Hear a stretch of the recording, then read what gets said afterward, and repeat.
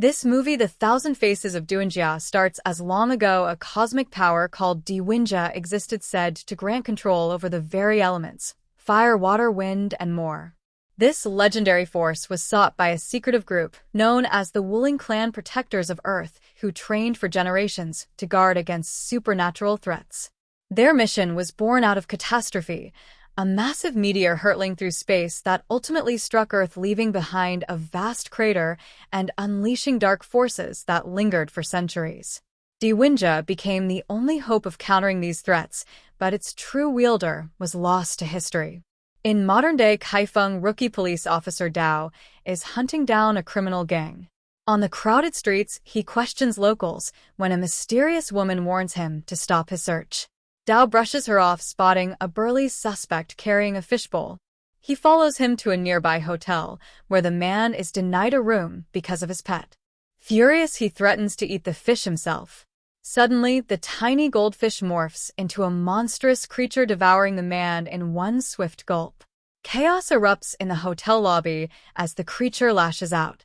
Dao leaps into action to protect the terrified guests, but the monster swats him aside like a rag doll. The mysterious woman appears again, throwing a table to trap the creature, but it smashes free, growing larger by the second. She delivers a powerful kick, sending it hurtling through the ceiling and into the upper floors. Dao gives chase, but what he sees next defies reality. The woman transforms into a set of magical robes, soaring upward like a spirit. She reforms as a monk, wielding a mystical compass that leads her to a trail of demonic energy. Dao, still determined to act, follows her to another hotel. She warns him to leave, insisting he's outmatched, but he ignores her. Inside a dimly lit room, Dao notices an unusual painting of a three-eyed fish. Before his eyes, the creature slithers out of the canvas, reforming into the same beast. The monk Dragonfly casts a glowing net, trapping the monster after a brief struggle. Dao tries to process what he's seen, but Dragonfly erases his memory, with a spell sending him back to his earlier location, as if nothing happened.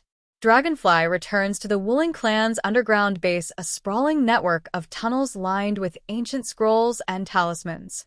The clan's leader, the aged first brother, examines the captured demon and realizes it is merely a decoy.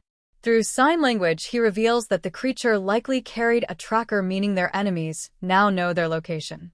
With danger closing in, he instructs second brother Yoon to follow cryptic clues left by their late master to find a new leader, a person destined to inherit Dewinja's power.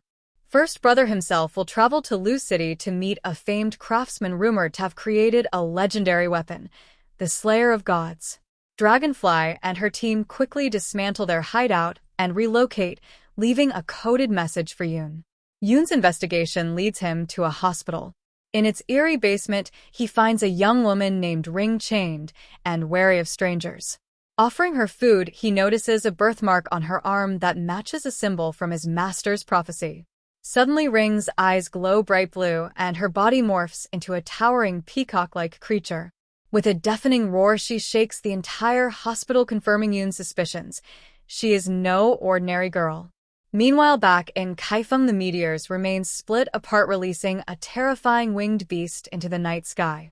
The ground quakes violently, causing the Wuling Clan's ancient temple to collapse into a cavern beneath.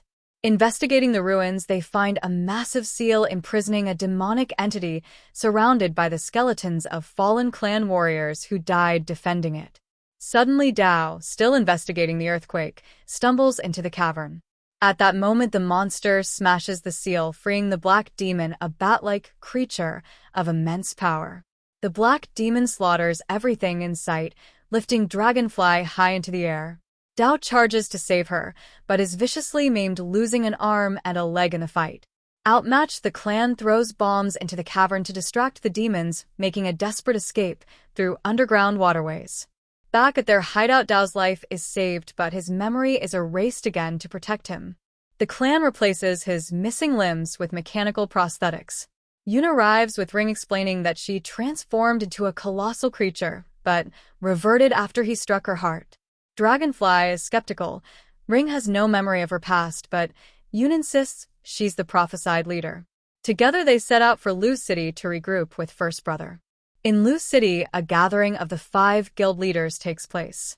The legendary Slayer of Gods appears as a glowing orb, then transforms into a massive dagger when infused with their powers. But the presiding weapon master notices something suspicious. The Tang guild leader hasn't used his power and radiates the same aura as the fish demon. Revealing himself as first brother in disguise, the master traps him in an illusion, forcing him to reveal his true form, the red demon. Before they can react, the black demon storms and steals the dagger and reveals it has been controlling the guild leaders all along by feeding them cursed herbs. Under its influence, they attack first brother, collapsing the temple and seemingly killing him. The Wuling Clan arrives shortly after, oblivious to the chaos. Dao, feeling out of place, plans to leave the group, but after saying goodbye to Ring, she uses her mysterious powers to regenerate his limbs, completely collapsing from exhaustion. The respite is short-lived. The clan is attacked by the mind-controlled guild leaders. Dragonfly battles the Tang leader, but is overwhelmed.